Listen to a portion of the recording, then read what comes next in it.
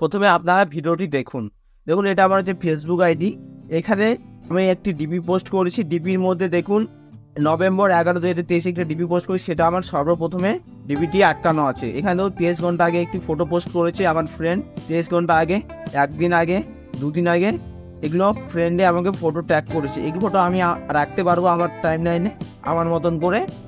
তো আপনারাও কিন্তু আপনাদের ফ্রেন্ডের ফটো এবং কি আপনাদের পার্সোনাল কোনো ফটো আপনারা রাখতে পারবেন সবার প্রথমে। যে কেউ যদি আপনার আইডিতে প্রবেশ করে তাহলে আপনার এই প্রথমেই এই ফটোটি দেখতে হবে। তো আমি আপনাদেরকে এক ক্লিকে সেটি দেখাচ্ছি। এটা আমার হচ্ছে গিয়ে ফেসবুক আইডি। এখানে দেখুন আমি নিচে যদি যাই, নিচে দেখুন আমার নভেম্বর 11, 2023 একটা আমি ডিপি পোস্ট করেছি। সেটা দেখুন আমি অনেকদিন আগে করেছি। দেখুন আমাকে ট্যাগ করছে 23 ঘন্টা আগে, 23 ঘন্টা আগে, এখানে দেখুন একদিন আগে, এভাবে কিন্তু আমাকে সবাই ট্যাগ করছে প্রত্যেক দিন।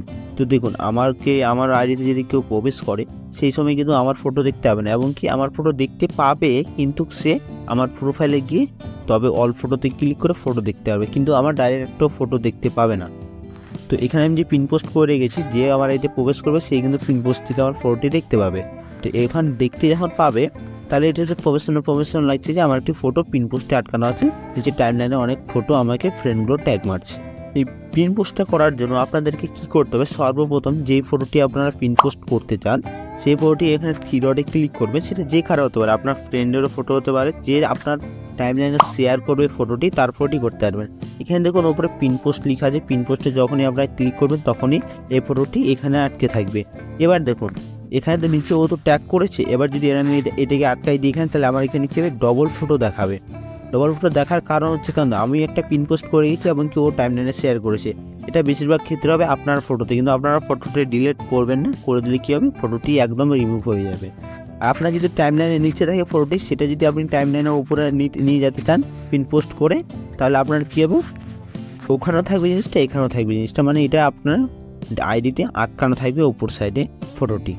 তো খুবই সহজেই আরেকবার আমি আপনাদেরকে দেখিয়ে দিচ্ছি। যে ফটোটি আপনারা টাইম লাইনে সামনে একদম রাখতে চান সেই ফটোটা আপনার থ্রি ডটে ক্লিক করবেন। থ্রি ডটে ক্লিক করার পর দেখুন এটা পিন পোস্ট করা আছে।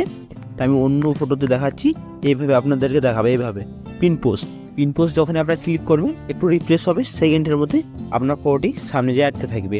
আর আপনার যখন এই ফটোটি তখন আমার পছন্দ না, এই ফটোটি আমি ডিপিতে রাখবো না, এখানে রাখবো না, টাইম লাইনে আমি পিন পোস্ট করে রাখবো না, এটা যদি আমি নিচে নিয়ে যেতে চাই, এটার জন্য আপনাদের কী করতে হবে, থ্রি ডটে ক্লিক করবেন। থ্রি ডটে ক্লিক করার পর এখানে আপনারা ক্লিক করলে সর্বপ্রথমে এখানে আপনারা যখনই ক্লিক করবেন তখনই যেখানে ফটোটি ছিল সেখানে চলে যাবেই, এখান থেকে সামনে থেকে পিন পোস্ট থেকে কিন্তু ফটোটি সরে যাবে।